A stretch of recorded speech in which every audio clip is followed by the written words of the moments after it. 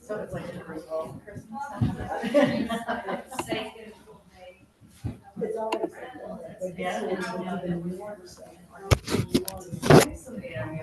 If we had the owl camera higher, then they'll be able to see the candles, right? I wanted to see the candles.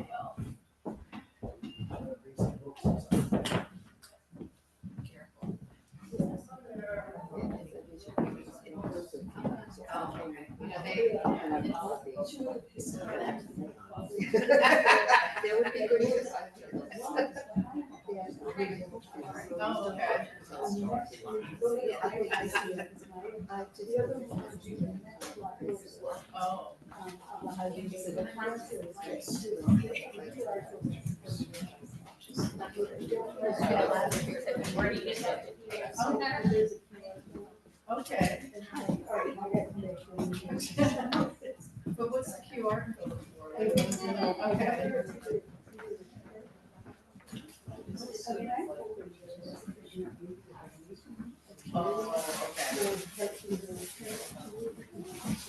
Oh, okay, I was gonna say, because I'm gonna get more information, yeah.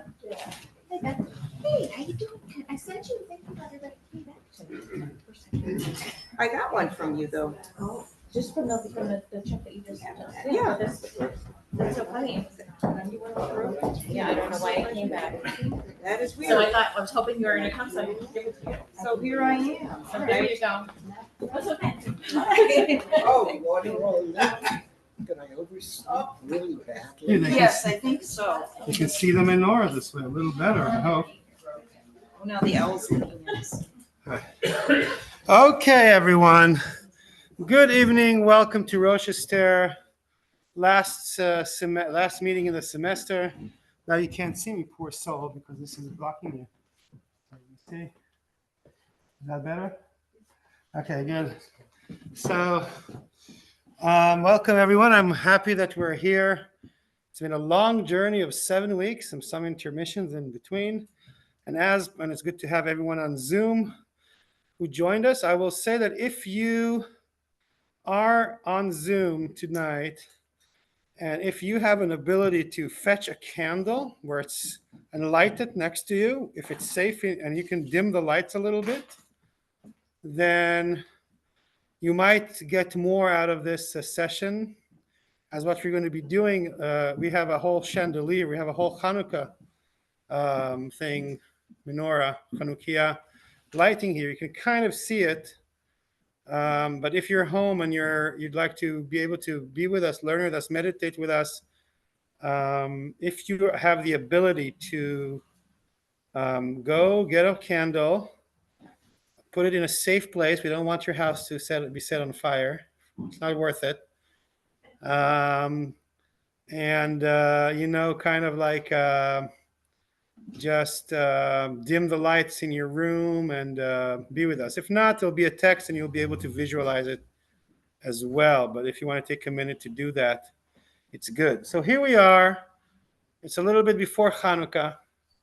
The candle lights are lit. The electricity is off. That brings us closer to the way that the people who wrote the Kabbalistic text from the Middle Ages that we're reading have lived. We now are used to having very strong light throughout the night. In the olden days, and until not too long ago, the humanity lived much more in darkness than we were used to. It also means that for most people, unless they were very wealthy, after the sun went down, maybe they had a candle for a little bit, but they just went to sleep. And they'd wake up at the crack of dawn to catch every chance of light that they could have. We live a little differently nowadays. We're spoiled in that way, right?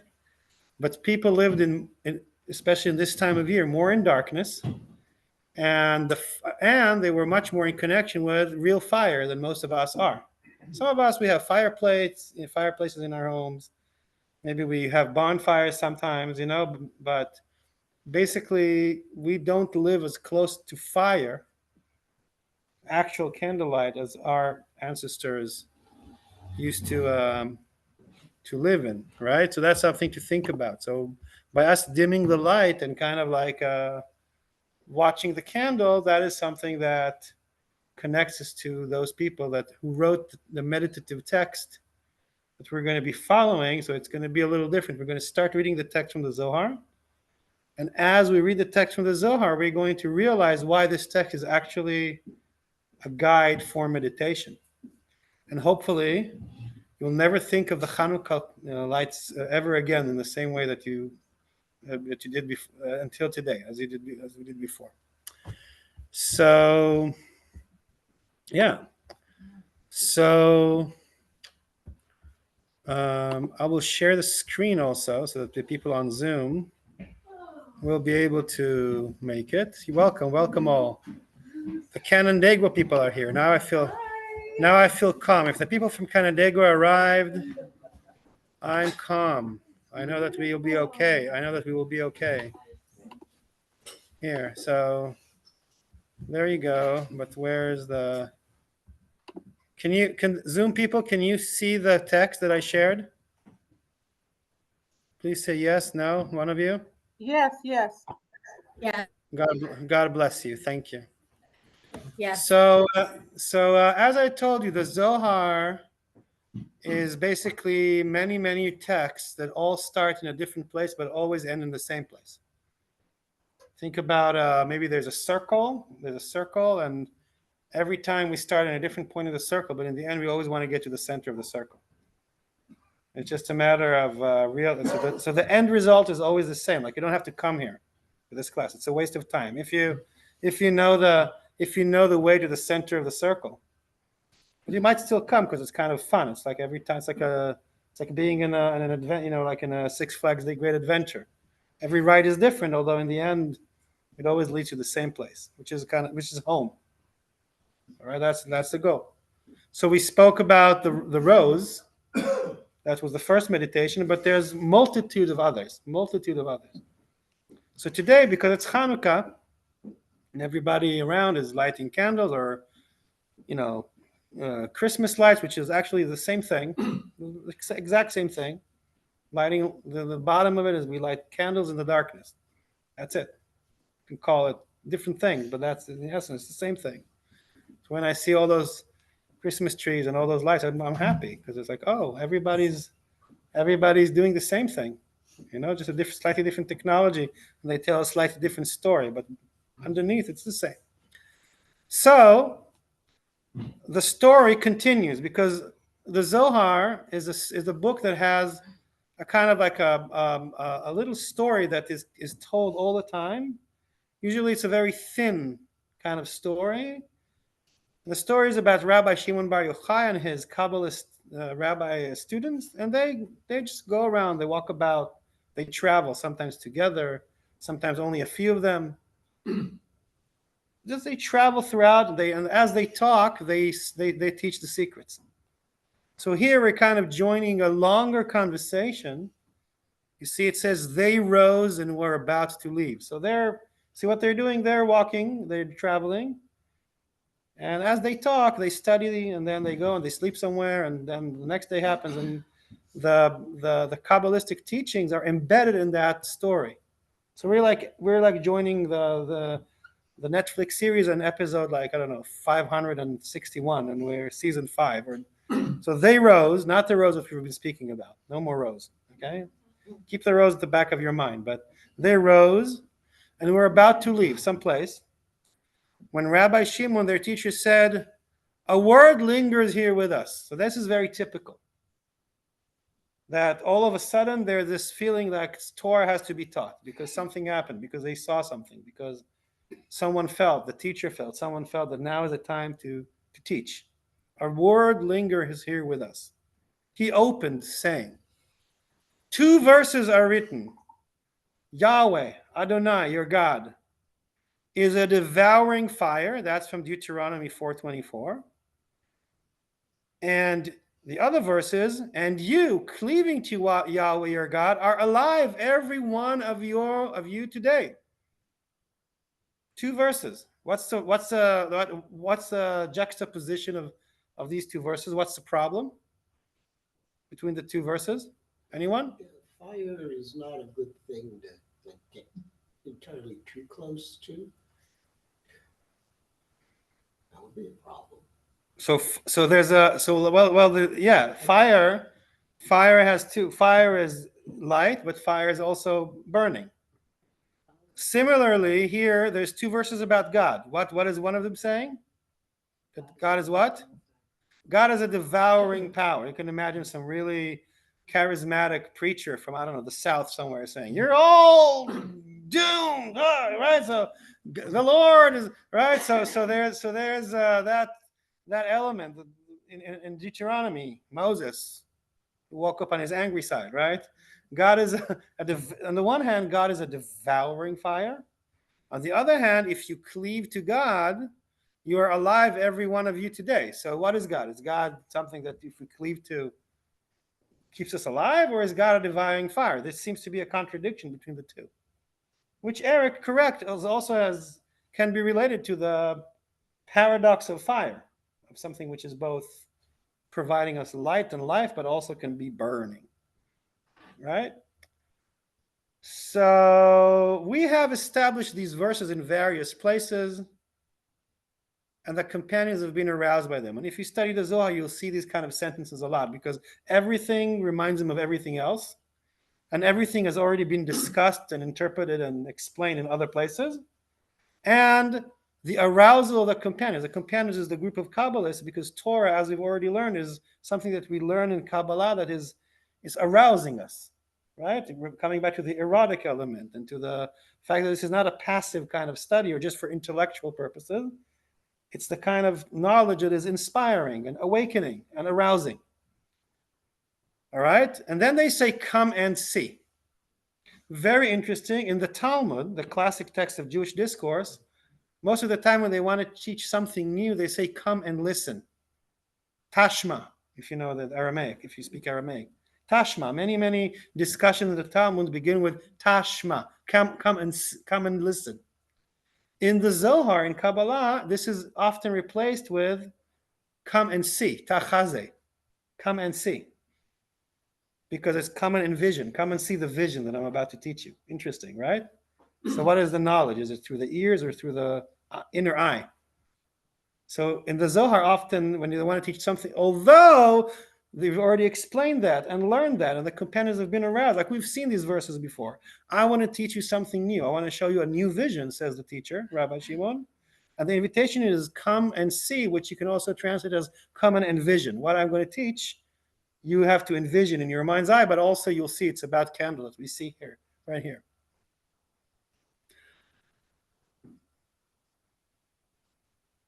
Come and see. For Yahweh your God is a devouring fire. The word has been discussed among the companions.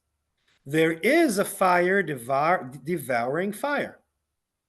Devouring and consuming it. A fire devouring fire. In other words, there's more than one kind of fire. And one kind of fire is devouring the other kind. For there is fire fiercer than fire, as they have established. Yes, in other places in the Zohar. We're always tapping to this tradition from other sources that exist. Nothing is new and everything is new. That's how it is. There's always another, it's like think about the internet. Everything is interlinked, right? But we already start to understand that in his attempt to settle the rhetoric problem of the two verses that are contradictory about God and about fire, he's going to say there's more than one kind of fire, more than one type of fire. One is devouring the other. One is fiercer than the other, as they have established. But come and see. Come and envision. That's the invitation.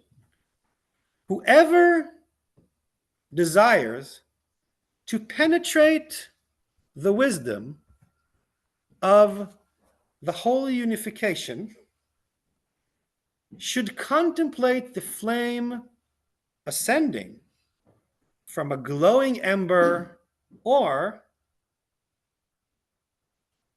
a burning candle. Now, is any one of you, does that sound inviting? That's something that we might want to do?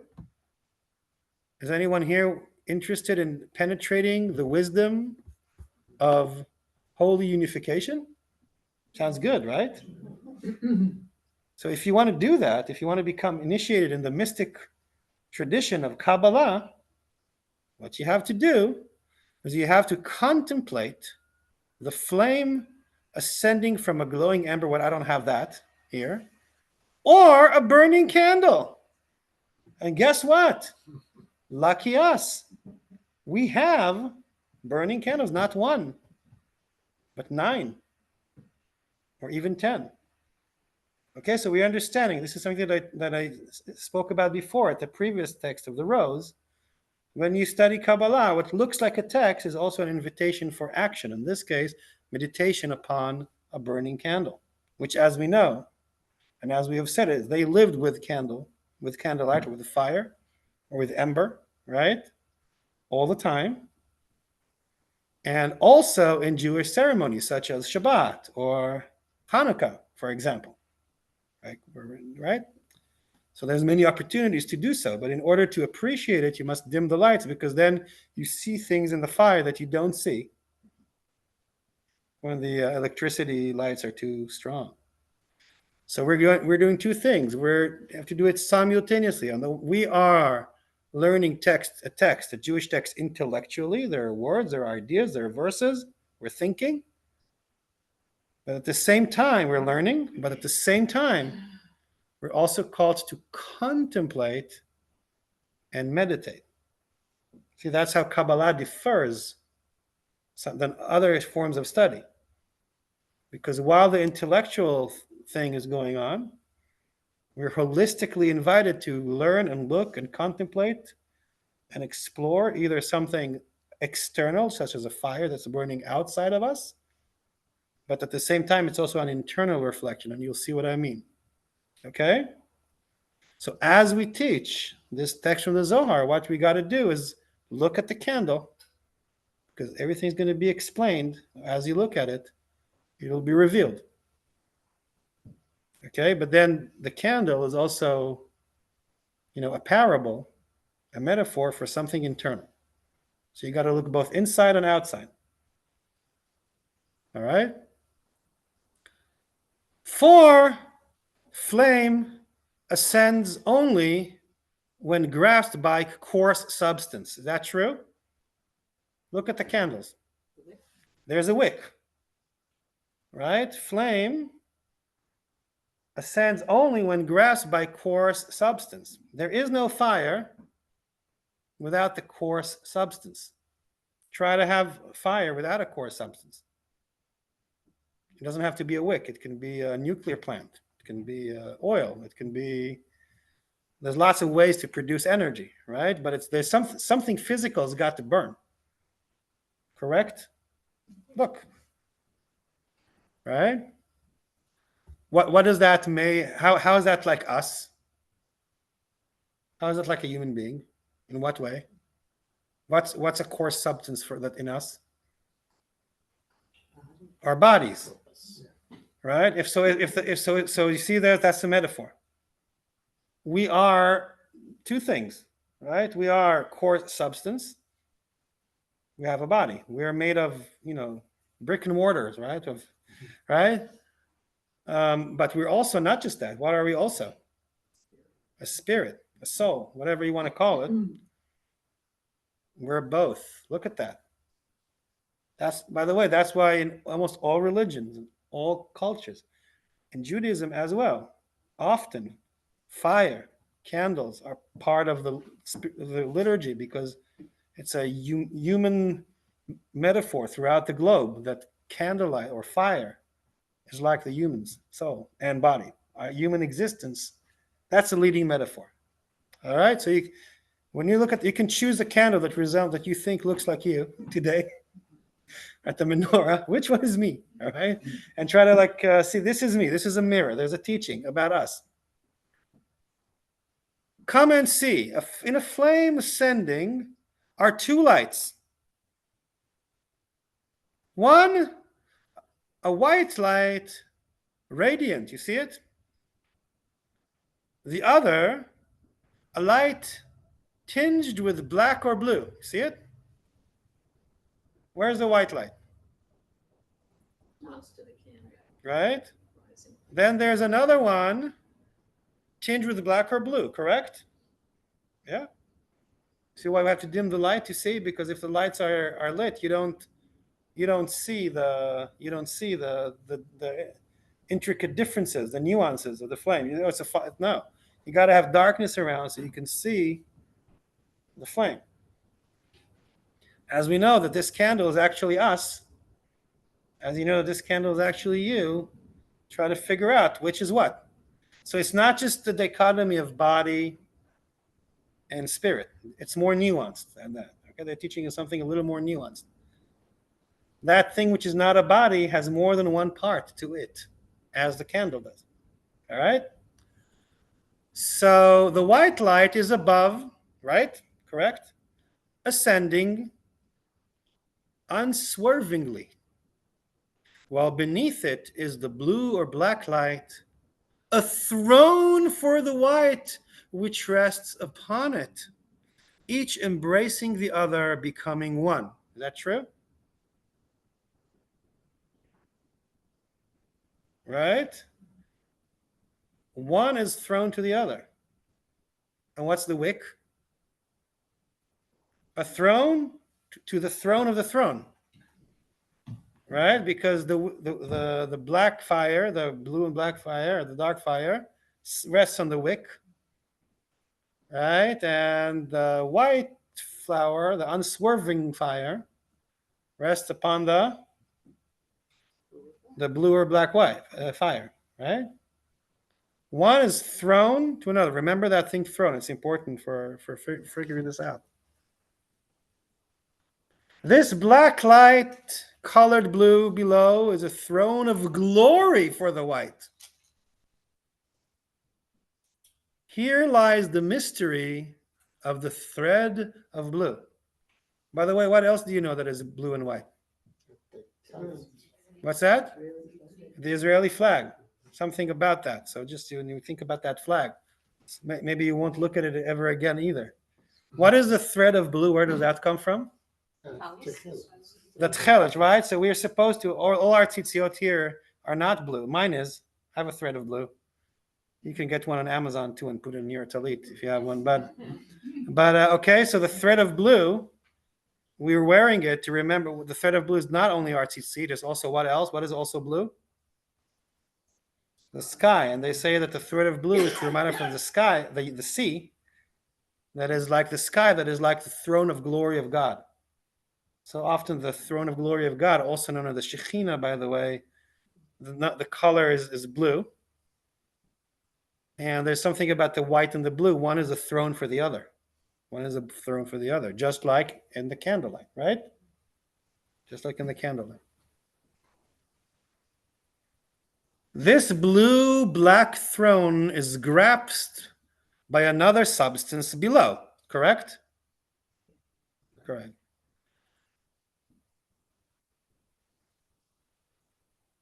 So it can flame, arousing it to embrace the white light. Sometimes this blue-black turns red, right? While the white light above never wavers, constantly white. This blue one, though, changes color. Sometimes blue or black, sometimes red. They repeat themselves because, by the way, again, these are texts that were written and copied, and you can see it here. How, like I'm guessing that this text is just like that here. Somebody is elaborate and explaining the meditation time and again. This is grasped in two directions. Above, by that white light. Below, by what lies beneath, by which it is fueled, primed to glow.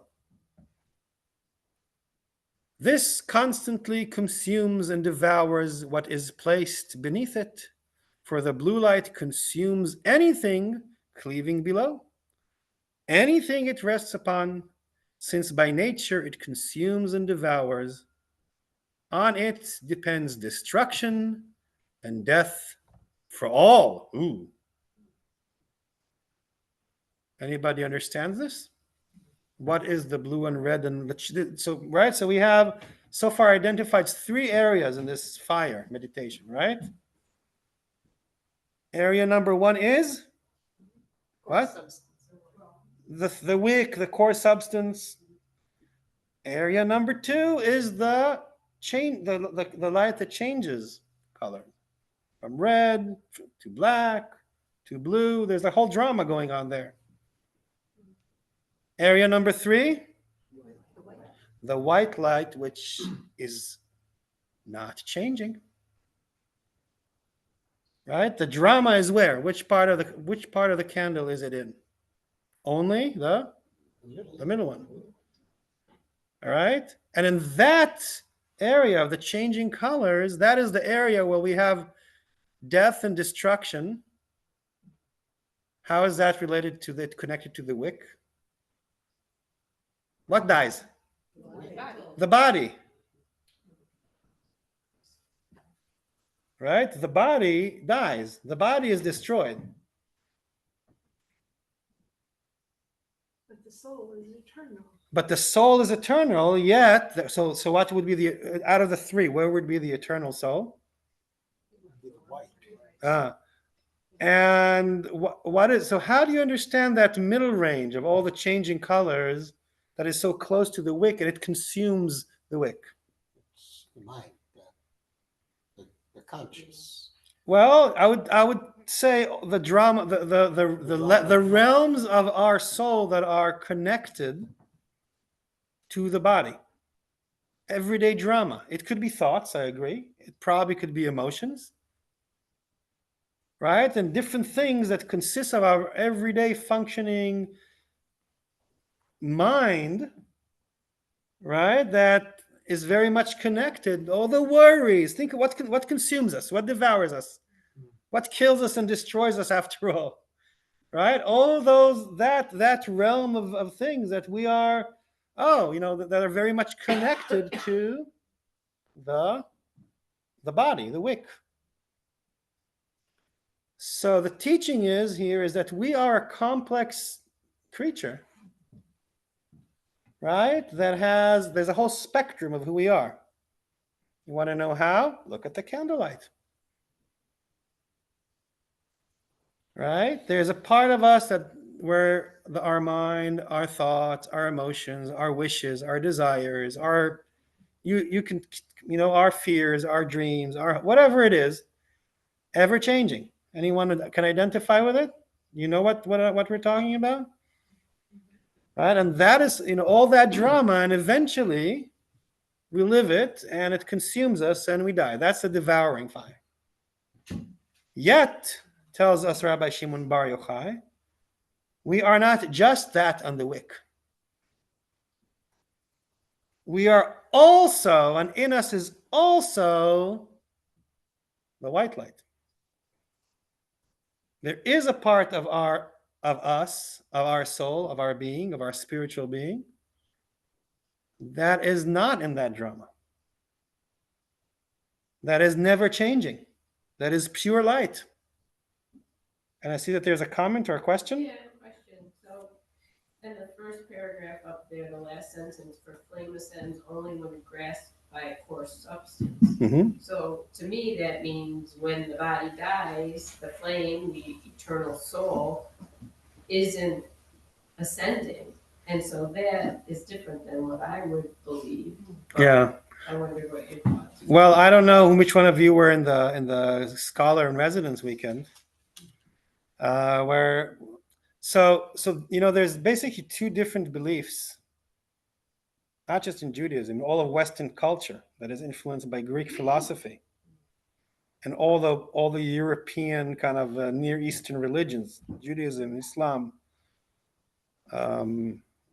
Christianity. That's the one I forgot. And probably there's equivalent thoughts about that in other places. Is the soul and the body, are the soul and the body interrelated in the sense that if you don't have one, you don't have the other? That would be Aristotelian thinking. According to Aristoteles, when the body dies, the soul dies because there's nothing, the soul doesn't have an existence. According to Neoplatonist ideas, and the Kabbalists were in fact more Neoplatonist,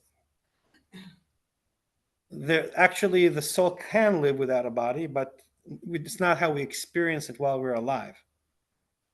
And a way to think about it is, we can, if the wick is finished, you can light another candle with the fire just before it's extinguished.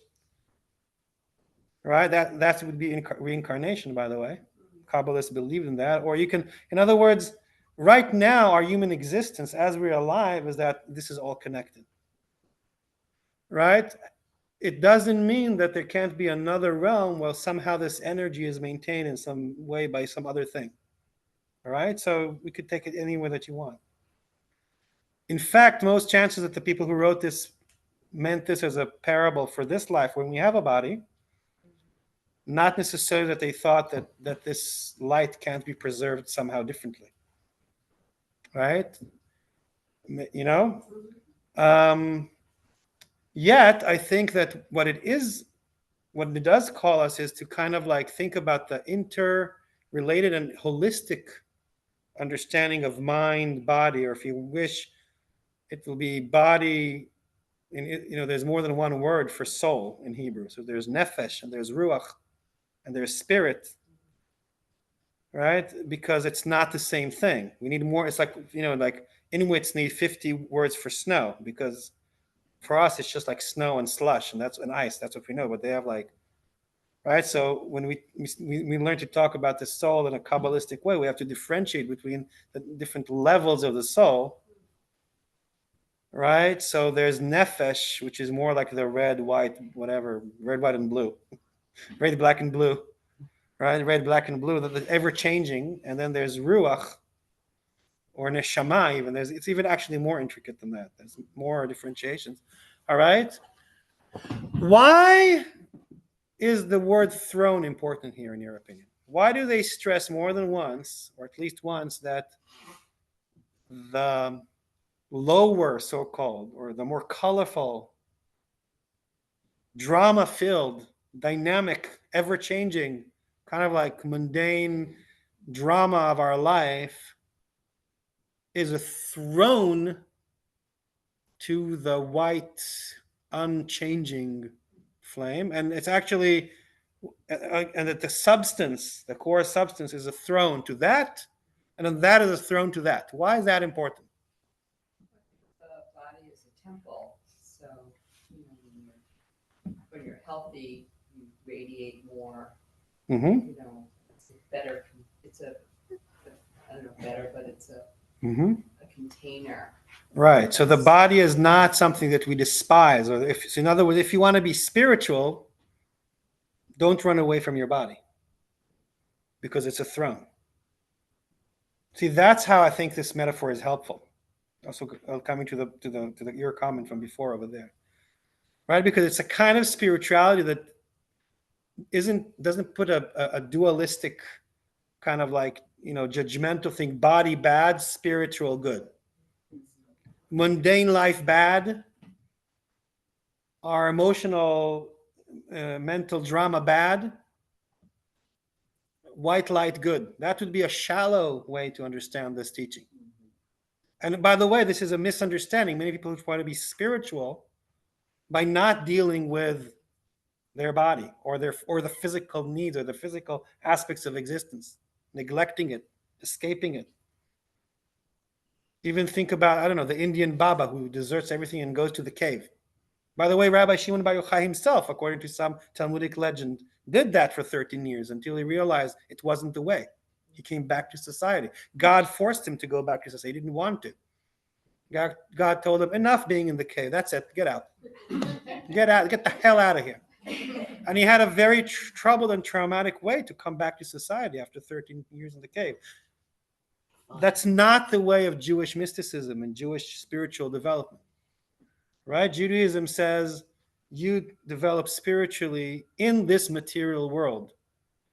This material world, this body and its needs are a throne or a temple, as he said, to the spiritual elements. And even here, Think about that. Why is it important to say that the red, black, and blue fire of the lower self, so to speak, is a throne to the higher self or soul? Why? Why is that important? I think it describes transmutation. What's that word?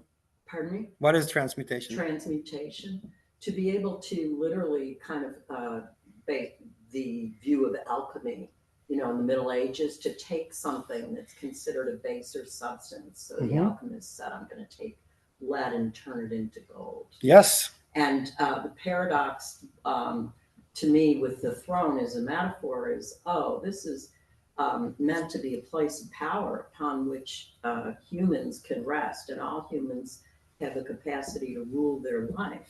And from that, there's this launch into ascendancy, and that the direction paradoxically goes up and down. And that supports the emerging hope. Thank you. I like this metaphor of alchemy that you're bringing in. I think it has much to do with it also culturally. Right? And to put it maybe in simpler terms, to those of us who maybe don't swim in alchemy, right? But tapping on what you're saying, right? What does that mean about the drama of our life, if we get the metaphor? How is that? Why is it important to understand that that's a throne to the white light? How is that? Yes? It's important to help you ascend and help you understand like that higher being. And also to accept what's happening to us, the drama of our life. This drama, these crises, these things that could be black or blue or red. These are harsh colors, right? So each and every one of us is crying in some, right? Each and every one of us is suffering. Said the Buddha, not me. Don't believe me, believe the Buddha, right? If you want, right? We all are carrying our load of, of pain and drama and change and struggle and strife. Says Rabbi Shimon Bar Yochai, that thing which is called your life's, our life's hardships are a throne to the higher self, just like we do not neglect the body or run away from this. Live your life fully. Embrace the whole spectrum of emotions, the whole spectrum of things that happen, pleasant, non-pleasant, good, bad, comfortable, uncomfortable, and transmutate them. Here, I learned another new word in English today, right? Sure. Right? And so it's a kind of spirituality that doesn't run away from those things and doesn't say, I'm just, so it's not, I'm just going to sit here and I'm enlightened like this. No, that's not what it is. With the body and with the life drama and with everything. But we're talking about catalytical, that there's a catalyst, just like that flame isn't going to happen without what's described as and also, like, what would you rather? Be a candle that is never lit? Think about the moment of birth. Think how beautiful is the metaphor of the candle. See, as we speak, some of the candles are burning faster than the other. Some candles' life expectancy is shorter. Why? Because it's the same. They came from the factory the same, but somehow the wind, the oxygen, their distance from one another, the DNA, whatever, blood, nurture versus nature, all those, whatever, right? Some of them are going to die. So the moment it's lit, it's like the moment of birth. And paradoxically speaking, the moment it's lit, the clock starts to tick. See, as we speak, see, they're reacting. This is getting spooky. Hopefully. All right, but you see, but then what would you rather be? A candle that is never lit and then therefore doesn't have a flame? Or would you rather be a candle that is lit and knows that paradoxically the moment it was lit, it's also, getting closer to the end. But meanwhile, let's live it up. Die at 26 as a rock star, you know what I mean? Or whatever. Yeah, so this is something to look at ourselves through looking at the fire. Did you want to say something? Well, it seems that accepting that connection gives rise to gratitude. I agree. for all of it, so. Right? So because sometimes we have a tendency to just want to be in that white flame. In fact, it's like a bit spirituality of like being escapism, right? It's like I don't want to feel the. I'm just going to be in the temple meditating. I'm not, that life drama is not. No, says Rabbi Shimon Bar Yochai. It's all for us, and it's a throne, right? So to be, you can feel grateful for those things that are in that drama that are not. Maybe some of them are beautiful, some of them are difficult. Maybe some things are difficult and beautiful. Right? That's often the case. It's a complex thing in the drama. It's consuming, it's devouring. So there's a fire and there's a fire. Now, should we continue reading a little bit? You want to say something, Eric? So it consumes anything cleaving below, while that white light hovering over it never devours or consumes, nor does its light waver. By the way, so what stays after death? The spirit. Soul. Right? Not necessarily that thing that is the drama of who I am and what is my name and I'm this and that. That maybe doesn't stay. What stays? Here, you wanted to know what stays after death. There you go. You have all the answers here. Life, everything is in the. Just look, stare at a candle. You don't have to do anything else. From now on, come home, sit by the fireside, meditate, turn off Netflix, cancel your subscription to CNN, go back to fire, fire staring. That's what people used to do. Stare at the fire. Better light than our screens. Just look at all the answers are here. The best show in town. And it's always different also. Look, no moment is the same exactly. Good metaphor, right? All right. When we light the Hanukkah candles, what story do we tell? The Maccabees. It has to do with it. I can get to that later if we have time. But all right, there's lots of stories to tell around the Hanukkah celebration. Here's something you can do, right, for 8 days. All right, so it consumes anything cleaving below, while the white light hovering over it never devours or consumes, nor does its light waver. Therefore, Moses, remember Moses? He was there at the beginning. Therefore, Moses said, for Yahweh your God is a devouring fire. Yes, there is an aspect of the mystery of this creation, of this energy, that is a devouring fire. That kind of the lower kind that is consumed and eventually will not be. Just like the wick goes away. Really devouring. Devouring and consuming anything found below. That is why he said, your God is a devouring fire, not our God. For Moses inhabited that white light above, which does not consume or devour. Do you understand this? No. Moses made a distinction. So they're saying, why did in Deuteronomy, Moses says, because your God, Yahweh, is a devouring fire. What? He doesn't believe in the same God? No, what, didn't Moses die too? He did. All right. However, according to Rabbi Shimon, Moses was transformed. All right? It's very similar to what the Buddhist would call enlightenment. Okay. Which in Judaism doesn't exist a whole lot, but according to this tradition, right, Moses was able to transform himself throughout his life and become very much identified with the white fire, whereas most people don't.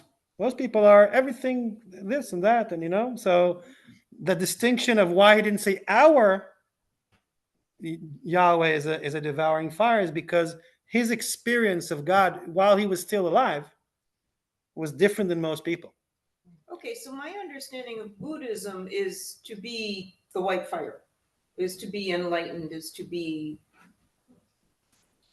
only the spiritual side, and to that the material side doesn't matter, and to be above all that. But you were saying that all of this is important, the body and the mind and the spirit as well. But Moses transcended all that? Well, I'm I would say this. I will not claim to be an expert on Buddhism, but the little that I know about Buddhism, it's not as simple there either. There's many kinds. There's Hinayana Buddhism, Mahayana Buddhism, and there's a very holistic and intricate, and they actually do not run away from the material, and actually it's more intricate than that. And in fact, Mahayana Buddhism rejected the idea of the enlightenment in the sense that everybody is a bodhisattva. So even the Dalai Lama is not enlightened, he's on his way to enlightenment. Right? Because you can always, by the way, here's a little bit that I remember about Buddhism, is because you can't really be enlightened unless everybody else is enlightened, because if you're enlightened, you understand that you're not disconnected from any living creature.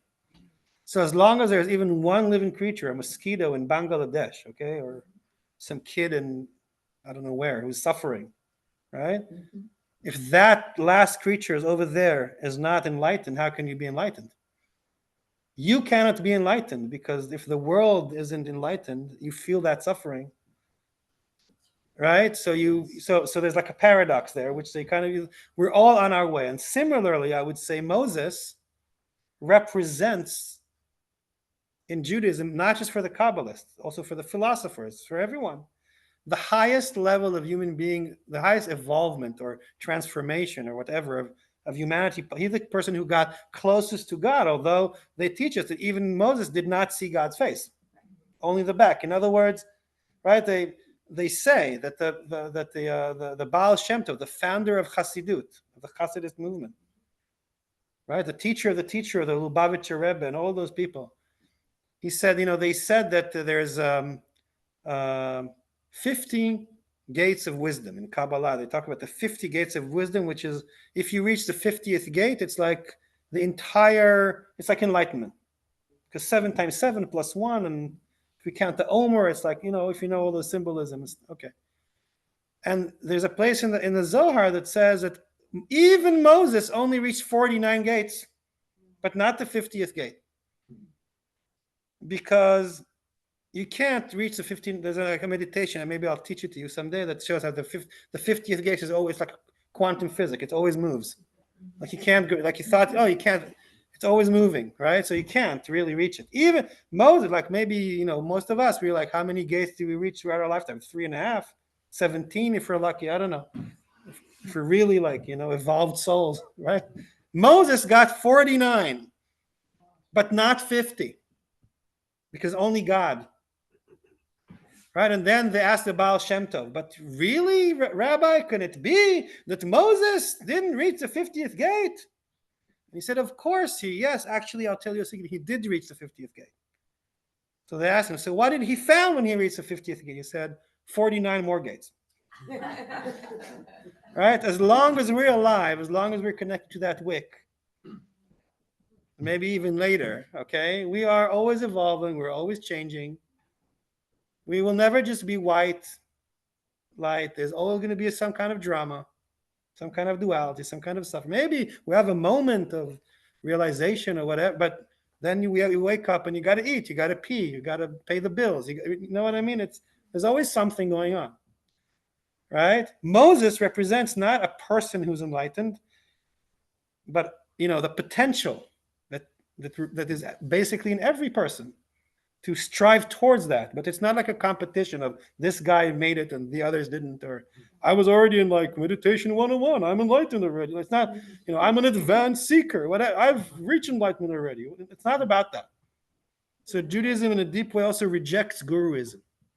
Nobody is out of this loop. Doesn't mean that we can't strive and evolve, but we also have to be humble, right? Yeah. I was just going to say, isn't that like what the Messiah is, right? When the Messiah comes, maybe we'll all be like. Yes. However, when will the Messiah come, right? So it's, well, when they come, we'll let you know, right? Yes. So Moses in Kabbalistic tradition has connection to the Messiah, to like this messianic element, right? We are all children of God, speaking of our Christian brothers and sisters. We are all that in potential. It says, that's like in depth. That's what we're saying. So, but of course, the fact that we're children of God doesn't mean that we don't have to evolve and suffer and evolve and, etc. So, all right. Right? Come and see. The only arousal kindling this blue light to be grasped by the white light is Israel cleaving below. So here we have to say something about Israel. Who are the people of Israel? It's the people versus God. In other words, see, so Israel is not necessarily speaking of our scholar and resident. There's a narrow definition of Israel, which is like a genetic tribe, and there's a broad definition of Israel, which is basically everybody who's playing this game, every soul, the people, right? So what they're saying here, all right, come and see. Although by nature this blue-black light consumes anything cleaving below, Israel cleaves below and abides enduringly, as it is written, you cleaving to Yahweh our God are alive. Right? So here's by the way, that's an interesting definition of what does it mean to be part of Israel? What does it mean to be Israel?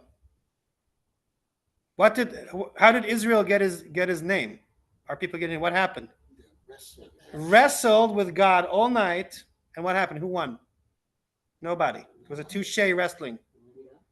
Right? The ability, the endurance, the ability to endure the drama and develop a spiritual capacity. Yeah, to withstand the drama and remember that it's a throne and grow from the drama and see it as a throne for the divine and not be afraid of it. And yes, no, we're going to be consumed, but also recognizing that while the body withers and dies, and most likely also that part of us, which is that mind thing, individual, to know that we are part of the eternal light. That is what it means to be Israel in a deep sense. Well put. Okay? Seriously. Because really so that becomes that Israel, the product of being Israel, is not a genetic thing, and it's not about this and that. It's about bringing that kind of energy and that kind of understanding and that kind of truth and spiritual practice into our individual lives, into our societies, that perspective. That is Israel. It's a radical teaching, okay? It is. Kabbalah is radical. That's why you don't teach it. You don't teach it to people under 40. You don't teach it to women. You don't teach it to anyone, except to the ones that you do teach it to, because it's radical, right? So, because the Zohar never says, the Jew. They always say a person. They had universal perspective, but they had to disguise it, not to appear too radical. But you got to understand what they're saying to read it.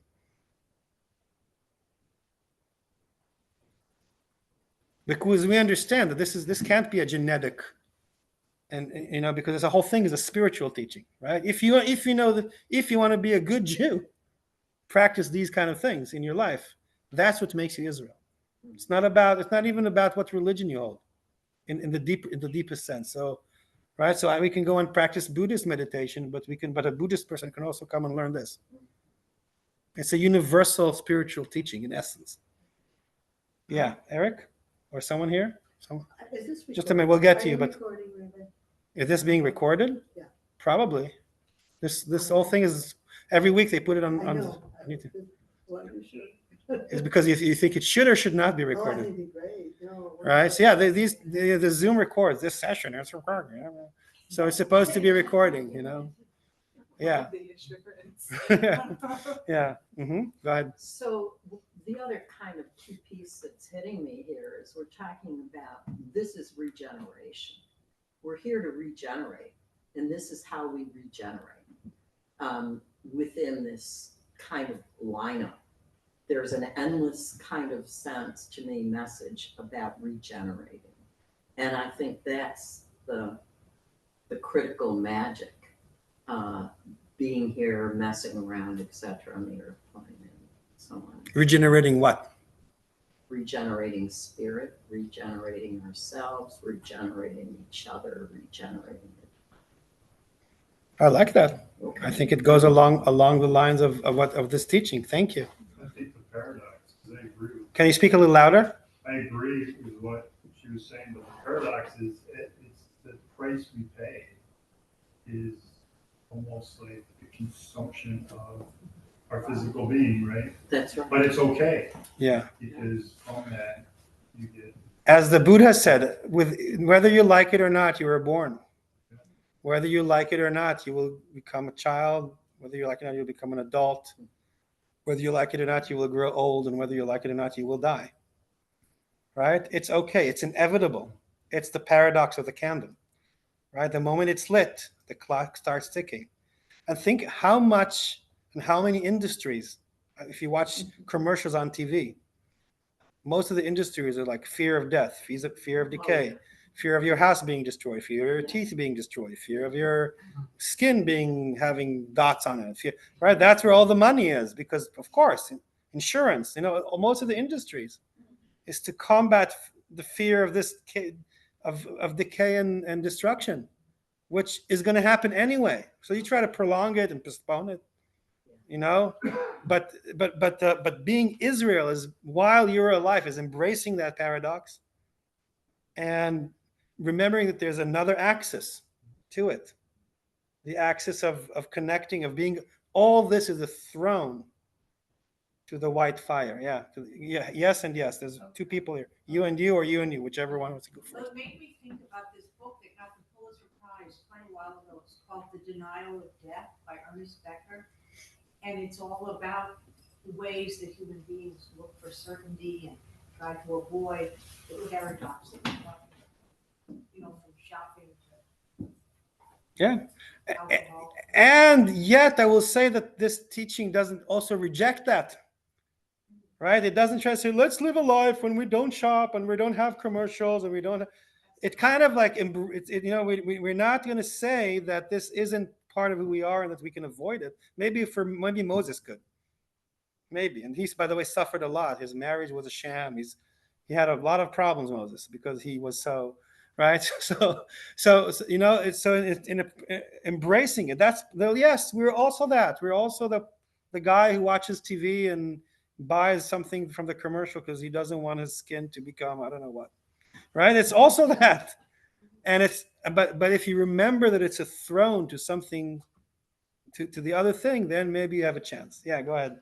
Yeah, I think of it as like, it's psychology, or when you're working with someone in therapy, and I think of like the human, we're born, and then there's certain circumstances that happen to us that we then spend our life kind of wrestling with, so to speak, or trying to overcome or learn something from. So there's sort of like this soul purpose. Mm-hmm. So I agree, we can't deny these experiences. We have to sort of use them as kind of, like how do you, a recipe, like putting together something that's delicious. You need certain ingredients. Beautiful. So, I think it's like, food for growth of the soul purpose. That. Yeah, absolutely. I think that, again, I'm like the only person in the room who's not a therapist, I think, of one sort or another.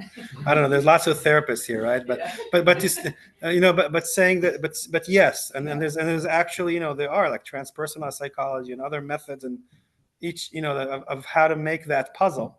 And I think these ancient traditions for sure are in communication with, modern psychology. Also remember that this is many centuries older than most of our current theoretical psychological theories.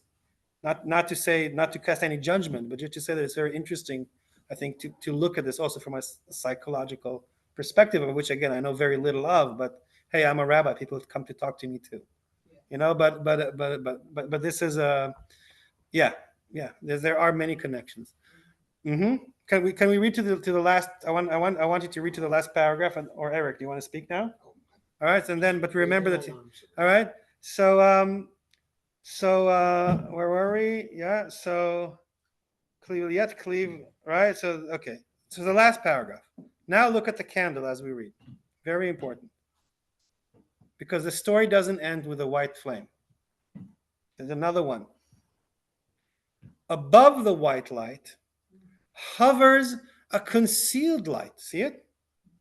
What is it? What's a concealed light? An aura. The candles have an aura. The concealed light. I mean, I can turn my back on that. And, There you go. That's See? another concealed light. Maybe that's the Platonic, if you were there, the cave, right? But look, above the white light hovers a concealed light encompassing it. Yes, candles have auras. How many of us have noticed that the candle there's another level to the story? You have to meditate. If you live with fire, notice those things. If you live with lots of electricity, you don't. Candles have an aura. It doesn't end. So there's 1, 2, 3, 4. We thought it was 1, 2, 3. It's not. It's 1, 2, 3, 4. There's the wick, the coarse matter. There's the drama changing, colorful light. There's the white light. If we thought that was it, there is a concealed light encompassing it. That's the halo. It's a darker, right? But it's still there. It's like there and not there. It's concealed, right? It's part of the candle, but it's not part of the candle. Now also look inside you. If this is us, then all these 4 things are there too. Learn and recognize the 4th concealed highest or innermost. In Kabbalah, the higher you go, the more in depth you go. It's the same thing. Okay? Here abides supernal mystery. You will discover all in the ascending flame wisdoms of the highest. So the 4th level, the aura, the concealed light, which is even above the white light. The white light is obviously also a throne to that. That's where we meet the mystery. Now look at this. This is already when the teaching goes beyond what words can describe. Right? It's an invitation into the mystery. Think about that. Where does the candle end and the aura begin? Where does the aura of one candle end and the aura of another candle begin? If you look at this, then the boundaries of the self, of the I am a candle in the world. I am a candle. It's my light. This is my wick. This is my drama. This is my experience. Me, I, my candle, I. That is me. Right? When we start to go into the mystery, that's the invitation. This teaching is very deep, in my opinion. It's profound. Because then but actually I don't have any boundaries. And this light, it's not mine. And me, I'm not separate from all the other candles. And the fire, you can light a light that can light this, you can pass this from one candle to another. And it actually doesn't matter when this candle ends. If we had another candle, we'd put it on top, we'd light it. The fire is, we are born, we die. But the soul is eternal. It continues. And what I think is me and my boundaries and everything, it's true to an extent, just like, each one of these candles is here. It exists and it's unique. It's like, it doesn't, some of them already have like all this dirt around, some of them are like burning like, whoop, like my wife says, you're messy. I'm one of those candles. She's one of those. Right? Somehow I make a lot of crumbs when I eat, whatever. You know what I mean? There's like different lifestyles. Look, yeah, each one of those candles have their own story for, half an hour or, 85 years or whatever it is that it is. But actually, there's also a realm. Go into the mystery and you see the Kabbalah say, this is tangible. It's right here, right now. We can understand it about ourselves. Look how all these auras connect. Look how they create together a greater aura. Is that our community? Is that Judaism? Is that humankind? All of life on earth? All right? Now we meditate on you just meditate on the flame. Go ahead. I'm just curious about our emotions. The emotions that we feel, can that affect the colors that we see in them? For you mentioned, the three colors. If we're feeling very sad inside or very joyous inside, or do we see the colors in a different light, or do we have control over that, or are the colors just as they are? The colors that you mentioned. Well, that's a great question. I think also to some of the therapists in the room, but I think that I would also say that No control. we can't always control what we feel, but I think that what these kind of teaching teaches that we can learn to change our perspective and see that emotion as real as it is to us. Sometimes we are able to see it in the context of other things. That can be helpful, at least to me.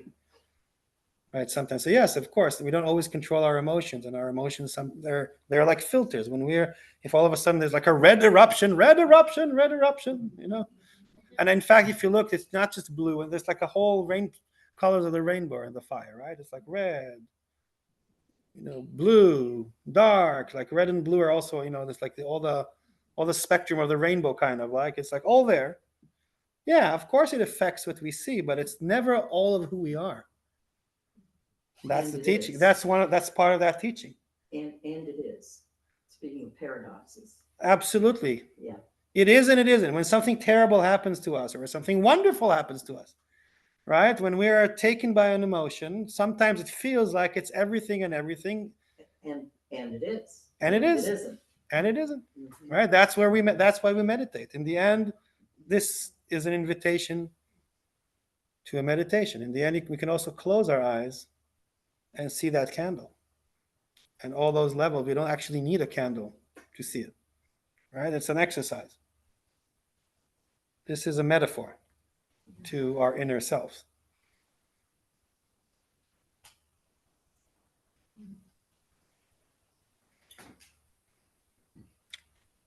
Yeah, we have some time. Anyone from Zoom wants to say something? If they're still there, I don't know. Are you still there, guys? Anyone on Zoom would like to say something? I think we shocked them. They're like, what? What are they talking about? We don't see no candles. Anyone? Yeah, go ahead. Yeah, the metaphor of the candle strikes me as being not only beautiful, but also very calming and actually very quiet and compassionate. So the experience of just sitting and looking at that really is a wonderful experience. And I'd like to expand upon your comment and say that like these texts really are an invitation to do it. So we've all been doing it. We've all sitting here together staring at candles. But you can do that in your own home. Right? You can do that if you come and if you're taken by emotion, this or that, right? And that's something that, just like you can say Shema Yisrael and imagine the rose. Here's another technique. By the way, there are many, many, many others. Okay, but so and you can do it by yourself. You can have a fireplace, and at home, if you have one, you can use that. You can go to a room and light a candle. Just make sure it's safe. You can use your Jewish rituals to meditate upon it. You can if you light Shabbat candles at home every week, you can sit and for 5 minutes and meditate on it, or a minute. You can teach it to your children at home or your grandchildren to teach them how to do that. If Hanukkah comes, you can do that as well. If you have the right kind of company, tell them, today we're going to do something else when we light them in the Hanukkah candle. Look, we learned at Temple Sinai that this is a metaphor, and you can explain that to them. Or you can, you can use that. Like we say, don't try this at home. I say, try this at home. Right? These things are invitations to sitting. And if you want to go on a retreat and just stare at a candle for 3 days, wonderful. Rabbi Shimon did it for 13 years before he came out and started teaching those things, allegedly. Okay, so yes, we can do that in silence on our own or with whatever company we want. Right, the 2 candles on the Shabbat table, it's because the Judaism recognizes that the home is often more than one soul. Let's say it's a couple, right, and it's both their soul that are echoing, right? They build, right. So there's many ways to go about this, and it is a practice, and it's compassionate, and it's also universal, right? You don't have to be a Jew or a Muslim or a Sephardi Jew from Light of Israel. I just went to visit them today, so I met Rabbi Maimon, nice guy, different than how we practice, but beautiful people, in their own way. You can be anyone, and you can value from these kind of meditations and then teachings.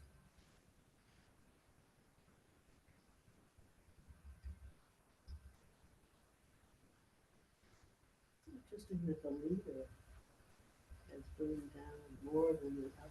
Uh-oh. Well, that's the Jimi Hendrix effect, right? It's like you're right. Janis Joplin. You live an ecstatic life, and it's too much. You consume.